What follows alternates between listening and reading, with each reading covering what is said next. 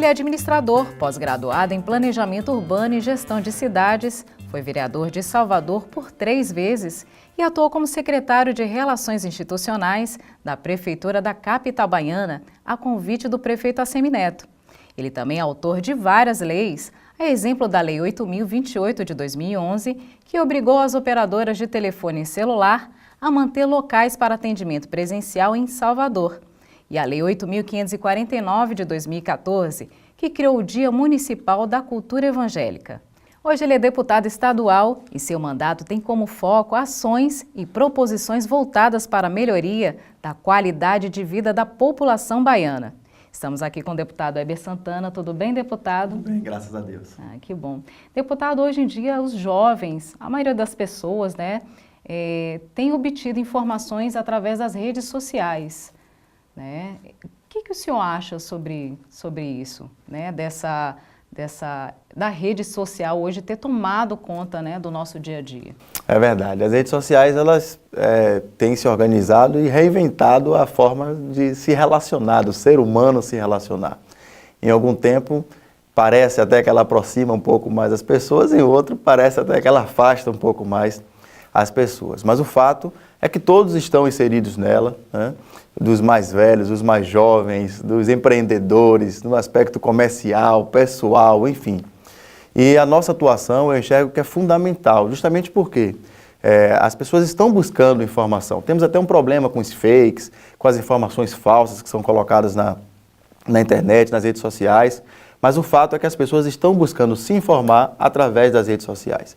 Eu acho isso extremamente importante e, inclusive, tenho intensificado a minha ação pessoal, as ações que nós temos no mandato, nas redes sociais, como uma forma de interagir melhor com o público, interagir melhor com o cidadão baiano, que quer saber o que é que eu penso, como é que eu estou me comportando em cada votação, quais projetos eu tenho dado entrada. E isso é importante, até porque, à medida que a gente vai fazendo isso, as pessoas vão tomando um pouco mais de conhecimento das ações dos parlamentares.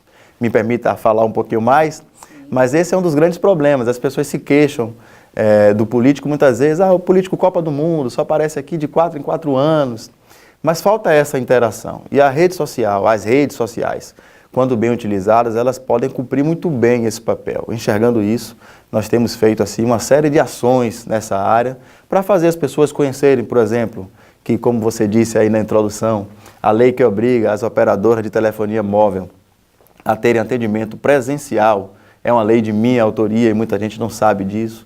Muita gente com criança, eu tenho uma filha de 4 meses, tenho uma maiorzinha de 4 anos, mas uma de 4 meses. Você chega em estabelecimentos comerciais e muitos desses locais ainda não têm. Mas existe uma lei do município que obriga que esses estabelecimentos tenham um fraudário, um local com higiene para você fazer a troca dessa criança. Nós temos o Festival da Cultura Evangélica, com grandes atrações, o reconhecimento da cultura para um segmento importante da sociedade. Cerca de 30% da população é evangélica e não tinha esse espaço. Enfim, a gente vai tendo a oportunidade de comunicar melhor e com que as pessoas conheçam um pouco mais do nosso trabalho.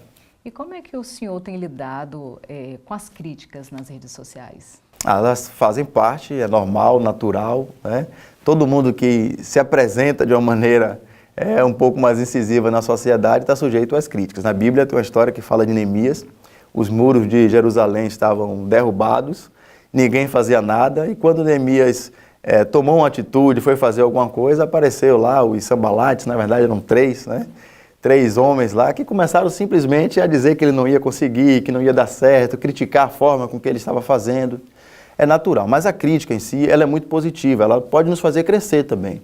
Quando é uma crítica construtiva, de alguém que está observando o seu trabalho e pontua que você pode interagir de uma maneira melhor, ter um outro ponto de vista sobre uma determinada situação, isso faz a gente crescer. Eu tenho tido, inclusive, esse cuidado, sempre que posso, leio os comentários que são postados nas nossas redes sociais, procuro entender um pouco o que é que está na cabeça daquela pessoa que está fazendo aquela crítica e, com as ponderações, procuro melhorar também. Claro, a gente descarta um pouco aquelas pessoas que a gente percebe que só quer criticar, não quer nada, é da oposição, só quer pelo fato de não estar... de crítica, né? Isso. E no meio político, até pelo momento que a gente vive, é muito comum. A insatisfação é muito grande, as frustrações das pessoas são... É muito grande esse sentimento hoje de desesperança, especialmente em relação àqueles que ocupam cargos públicos. Portanto, é até natural isso. Mas a gente precisa entender, bom, se eu vou participar, e participação popular é fundamental para o resgate da Bahia, do Brasil, para que a gente reencontre o nosso caminho, as pessoas participarem do processo. Às vezes eu faço palestra e falo assim, e pergunto 3, 4 meses depois da eleição, quem lembra em quem votou na última eleição? E muita gente não lembra em quem votou, em período muito curto, 3, 4 meses, esquece mesmo. Esquece. Mas se ela não lembra em quem votou, como ela vai cobrar? Como ela vai saber se a pessoa que ela votou ganhou ou não ganhou a eleição? Se ganhou, qual é o comportamento dela? Se perdeu, o voto dela foi útil para eleger quem? Já que nós temos o sistema proporcional, ou seja, seu voto ajuda a eleger alguém, sempre de alguma maneira contribui para a eleição de alguém. E se as pessoas não tiverem esse conhecimento, não participarem desse processo, elas não vão poder depois avaliar. Aí a gente acaba generalizando, dizendo que ninguém presta, que ninguém serve, mas contribuindo muito pouco para as mudanças que nós queremos. Por isso, inclusive, repito, as redes sociais são fundamentais. Eu já usava por muito tempo, mas tenho procurado ao longo desse ano realmente montar uma forma de comunicação muito mais efetiva, mais interativa. Nós temos um programa chamado Parla 360, filmado em 360 graus, que permite que as pessoas vejam tudo que está acontecendo na sala, interagindo um pouco sobre as propostas que nós temos apresentado ali na Assembleia Legislativa. Nós temos o Diga aí, Eber, perguntas onde as pessoas perguntam de uma maneira aberta, caminhando na rua, fazem uma pergunta e a gente procura responder também, sempre interagindo ao máximo com as pessoas. E esse bate-papo, a partir de agora? É verdade. Esse bate-papo é ser um espaço aberto, franco, onde a gente possa falar sobre tudo, né? Hoje falando um pouco mais sobre as redes sociais, a importância dela, até para contextualizar, mas falar sobre tudo, sobre o momento do Brasil, sobre projetos que estão em andamento, né? Eu tenho batido muito na tecla que a gente precisa mudar o perfil do político. Ter um perfil de político mais de gestor, né? Mais transparência, inclusive através das nossas ações. Temos pelo menos 3 projetos que tramitam na Assembleia Legislativa que tratam desse assunto. As licitações, para que elas sejam totalmente filmadas, para que todos os números que sejam de investimentos feitos pelo governo do Estado na área de publicidade possam ser também apresentados, os custos com os aluguéis a pessoas físicas também sejam apresentados. Por que eu tenho feito isso? Porque eu acho que a transparência e esse perfil de político gestor é fundamental para resgatar a credibilidade das pessoas, do cidadão comum, com a política e com o político. A gente precisa acreditar que o Brasil tem jeito, a gente precisa acreditar que há solução. E que nós, de alguma forma, somos os responsáveis por encontrar esse caminho novamente, por dar essa solução. Nós não temos o direito de simplesmente dizer que não vai dar certo, que não vale a pena e esquecer. Nós temos que fazer algo. E eu acredito que com essa participação a gente pode promover um pouco mais isso, né? Com a juventude, os jovens de todas as idades participarem. Né? Isso, interagir, conhecer um pouquinho como é que funciona o processo, como é que funcionam as coisas na Assembleia Legislativa, como é que foi a semana da Assembleia Legislativa, o que é que a gente votou. Agora, recentemente nós votamos aí, aprovamos um projeto que autoriza o governo do Estado a fazer um empréstimo de 100 milhões. O que é que isso significa? É bom, é ruim?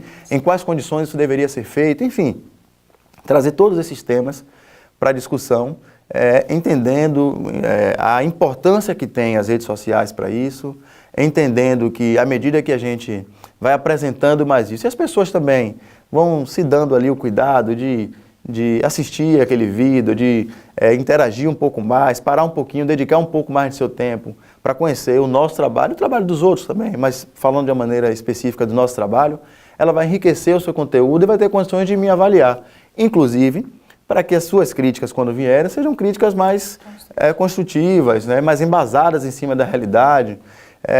Porque assim, a gente sabe, não tem jeito, né? Essas críticas vão acompanhar, vão acontecer o tempo todo. Às vezes você está ali, você paga um preço caro, sacrifica a família, o seu tempo, o seu lazer. Às vezes, como essa semana, por exemplo, que passou, eu não estava nem me sentindo muito bem, mas mantendo o ritmo de trabalho.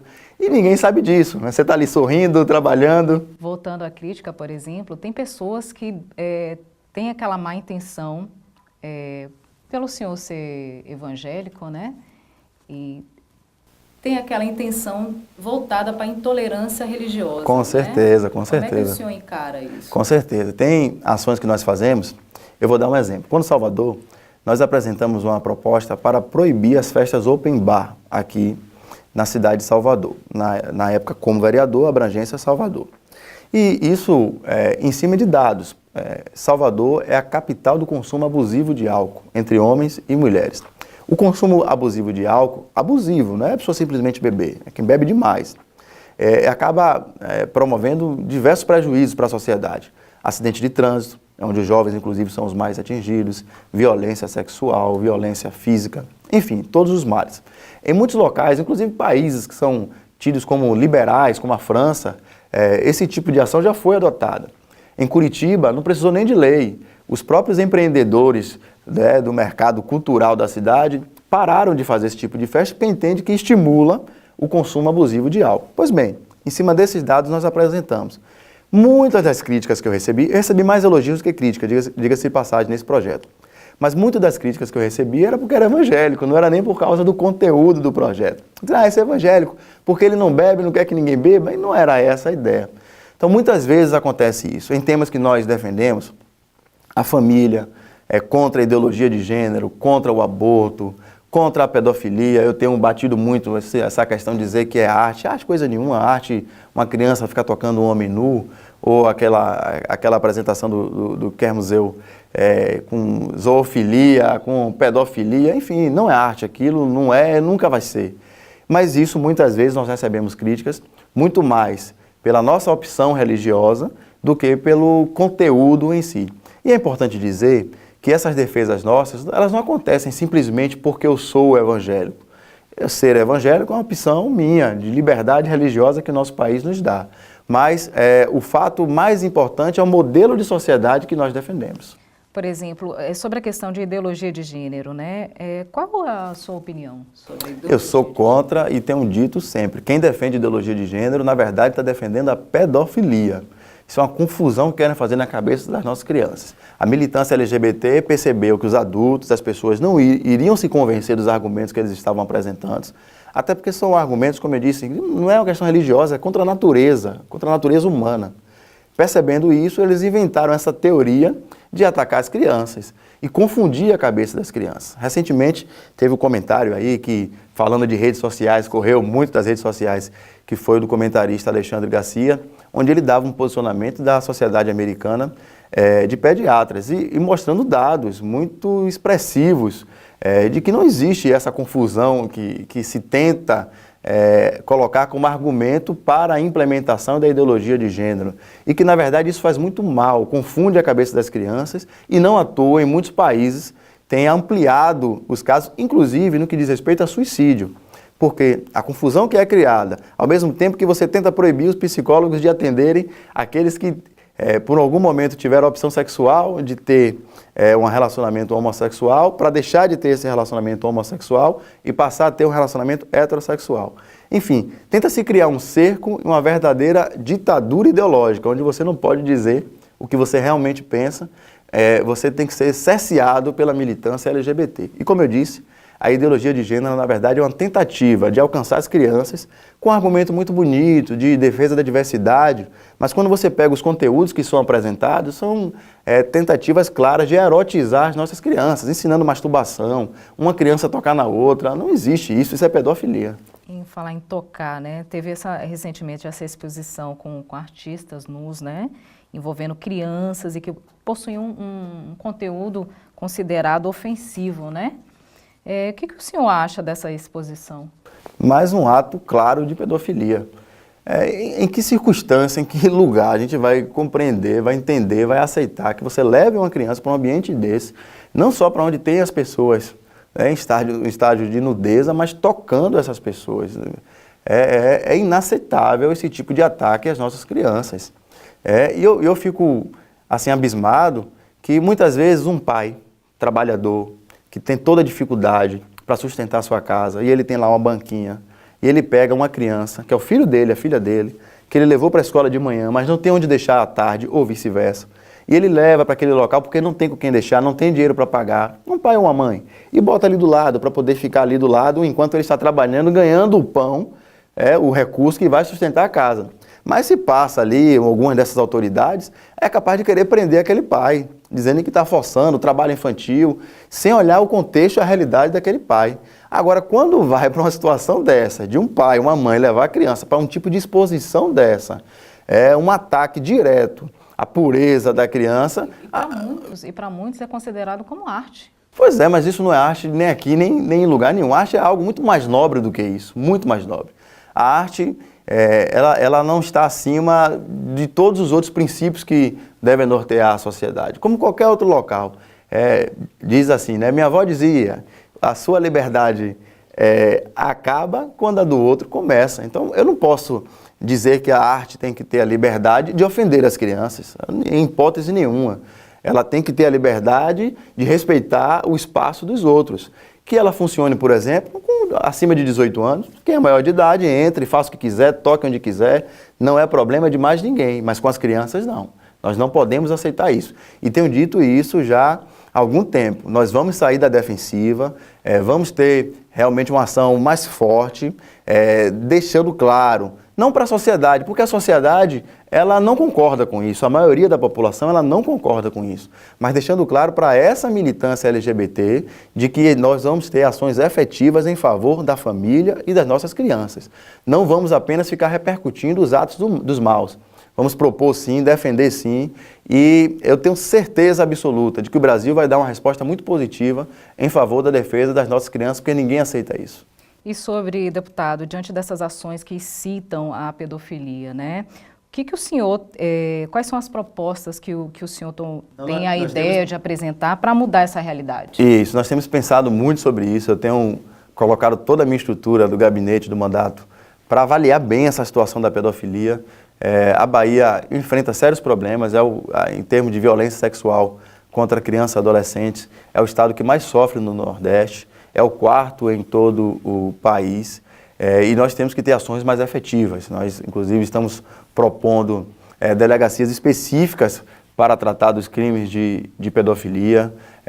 A nossa ideia é que nós possamos também fazer um trabalho mais incisivo na Assembleia Legislativa, quem sabe com a criação de uma CPI específica, até porque os casos de pedofilia, tem muita gente que a gente nunca imaginaria que está envolvido. Além daqueles casos corriqueiros, do abuso sexual, às vezes de um parente, até de um pai, contra as crianças, existe uma rede criada. Recentemente, a Polícia Civil, em operação junto com a Polícia Federal, realizou algumas prisões, inclusive aqui no estado da Bahia, mostrando que tinham médicos, pediatras envolvidos nisso. Pessoas até bem vistas pela sociedade envolvidas nisso. Portanto, é sim preciso que a gente tome esses cuidados necessários para proteger as nossas crianças de uma maneira ampla, atacando a ideologia de gênero, não permitindo que ações como essa que aconteceu no MAM, por exemplo, ou no Quer Museu, sejam distorcidas da realidade, apresentadas como arte, porque não são, é crime, é pedofilia, e atacando também toda essa rede de assédio sexual às nossas crianças e adolescentes, para que isso não venha a se repetir e que a Bahia possa reverter esse quadro negativo que nós temos tido nos dias atuais. Há alguns meses, né, um juiz ele concedeu uma liminar para que psicólogos possam oferecer tratamento a pacientes em relação à orientação sexual, né, deputado? E que muitos chamaram isso de cura gay, né? Qual a sua opinião em relação a essa medida? Perfeito. O próprio nome cura gay é mais uma estratégia da militância LGBT. Eles tratam, por exemplo, homofobia, cura gay, eles criam novos conceitos, na verdade, e confundem a cabeça das pessoas para que elas não compreendam exatamente o que está acontecendo. É muito simples. Se uma pessoa é heterossexual, tem um comportamento heterossexual e quer passar a ter um comportamento homossexual, ela tem toda a liberdade de ir a um psicólogo e esse psicólogo já poderia antes, orientá-la nessa reorientação sexual. Mas o contrário não podia acontecer. E o que foi feito agora na decisão desse juiz federal foi simplesmente restabelecer a liberdade. Dizer, olha, se o sujeito que é hétero pode mudar o comportamento para homossexual e ser orientado por um psicólogo, é claro, é óbvio que um sujeito que tem um comportamento homossexual, se ele deseja mudar esse comportamento para heterossexual, ele pode e deve ser orientado por um psicólogo. Até porque, como eu disse, na verdade, as pessoas, de uma linha geral, elas precisam ser bem resolvidas consigo mesmas. E, às vezes, elas não se aceitam como são, a crise interior existe, e isso, inclusive, a gente passa agora a ter um mês específico para combate dos suicídios. E uma das principais causas é essa, nesse campo de atuação. Portanto, é justa a decisão, é correta, restabelece o direito da pessoa, tanto do cidadão que quer ser acompanhado, como do psicólogo, que foi treinado para aquilo e estava impedido de exercer a sua profissão por uma decisão autoritária, que a partir de agora, né, a gente espera, foi em decisão liminar, mas eu espero que ela seja feita de forma decisiva e definitiva, na verdade, dando esse direito também ao profissional de exercer livremente a sua profissão.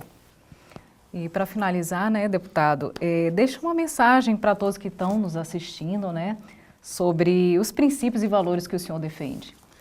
Nós, nesse ano de 2017, comemoramos os 500 anos da Reforma Protestante. E é uma excelente oportunidade para que nós possamos refletir sobre o que é ser protestante e os princípios que nortearam a reforma. É importante dizer que esses princípios, eles acabam trazendo benefício a toda a população. Exemplo, educação pública é um princípio que foi defendido e passou a ser uma realidade através da Reforma Protestante. As liberdades individuais, existem aí movimentos de esquerda, às vezes até mais ligados a direitos humanos, como se fossem os defensores da liberdade, não são. As nações que adotaram os princípios cristãos, como a Alemanha, como Estados Unidos, como a Inglaterra, como mais recentemente a Coreia do Sul, todas elas são exemplos de liberdade. Os Estados Unidos, por muito tempo, era o maior exemplo da liberdade individual que o ser humano podia ter para tudo, para qualquer área sua. Portanto, quando nós defendemos os princípios, nós estamos, na verdade, defendendo um modelo de sociedade, não uma religião. Religião, cada um tem a sua. Essa liberdade, eu sou evangélico, professo Jesus como meu único e suficiente Salvador, na medida do possível prego o Evangelho, converso com as pessoas sobre esse amor de Deus, mas cada um tem a liberdade de ter a sua religião. Mas eu tenho o direito e até o dever, no cargo que estou investido, de defender um modelo de sociedade que traga paz, que traga harmonia, que traga desenvolvimento a todos nós. Por isso, nós defendemos os princípios cristãos, assim como aconteceu há 500 anos atrás, quando da Reforma Protestante. Eu entendo que se nós defendermos esses princípios com verdade, nós podemos fazer uma grande revolução, transformação para melhor na nossa sociedade brasileira.